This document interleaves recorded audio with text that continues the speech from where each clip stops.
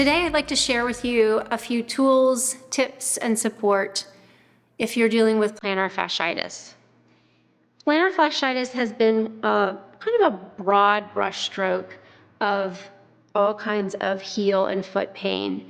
So it may be that there are many different reasons of why you have some foot pain, but generally what we're working with the bottom of the foot is an inflammation or slightly micro tears of the fascia on the bottoms of the feet. And that fascia is so important for us to navigate different terrains, different surfaces underneath us, and to be able to move our feet in different ways to keep us upright and keep us balanced on our legs. So when that band of connective tissue under the feet gets inflamed, then it can be very painful to simply walk around. So there's a couple of things that I've learned over the years that I want to share with you that may help you with also working out or coming into some more relief with your plantar fasciitis. One is you actually do want to keep on very supportive shoes all the time. So no walking barefoot, no flip-flops or heels. Try as best you can to keep a wide toe box kind of a shoe with a good support. And what that's going to do is simply nestle in your foot so that it doesn't have to do a lot of stretching as you walk. That's step one. Step two is to have a little bit of a stretch. Now, a lot of times traditionally, people may say, okay, well, we need to stretch out the calf muscle and the layers of muscle through your lower leg and your foot. But I actually find that exacerbates plantar fasciitis. And a lot of deep massage work or rolling on a tennis ball with your feet. When you have that acute inflammation, it just makes the bottoms of your feet crankier, which then prolongs your healing process.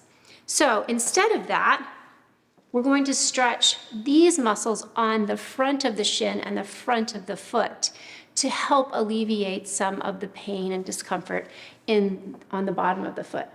So I'd like to start with bringing your toes under you. This may be good to do holding onto a chair or countertop, things like that. But we want to bring your toes under you. And for some people, this will be pretty intense. For others of you, you may want a little bit more intensity by bringing your knee or your foot directly under your knee so that you can feel that stretch through the top of the foot. At the same time, you're shortening the bottom of the foot, which should be helpful in relieving some of that pull on the bottom of the foot.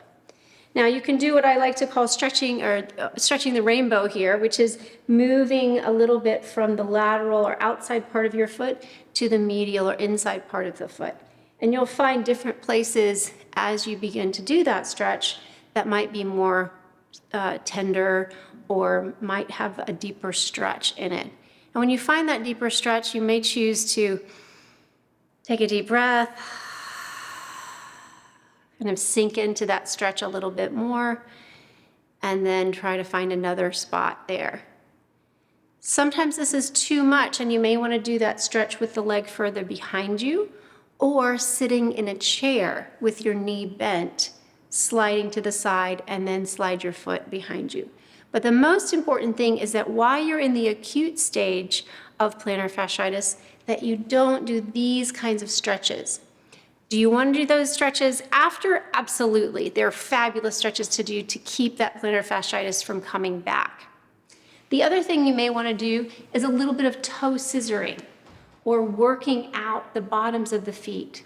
And again, while you're in the acute stage, I wouldn't do too much pressure or intense pushing on the bottoms of the feet, but it is important to keep those toes active and alive and continuing to create space so that your foot can work to the best of its ability. So in this one, I'm going to take my big toe and my second toe and gently pull them away from each other. Let me take a nice exhale through there. And then I'll go the same two toes in the opposite direction, pulling them apart. And then take the next two toes, the second and third toes, gently pull them apart and switch and try the opposite direction.